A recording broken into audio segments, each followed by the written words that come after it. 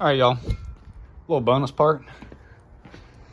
This is a Mbrp I think it's a 275 to 4-inch tip. And this is how you install it. Now, anyways, guys, what you want to do is set it on there, slide it in. Might not be as easy, but then you want to set it where you want it to be, right? So it's like, oh, I'll get it, look at it, look at it from all angles, walk down the street if you have to, do whatever.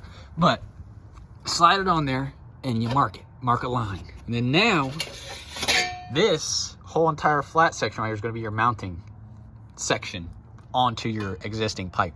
So then you want to measure this distance right here, because that's going to be what you want to leave past your mark that you left. Right there. So see, I made mine 2.5 inches past.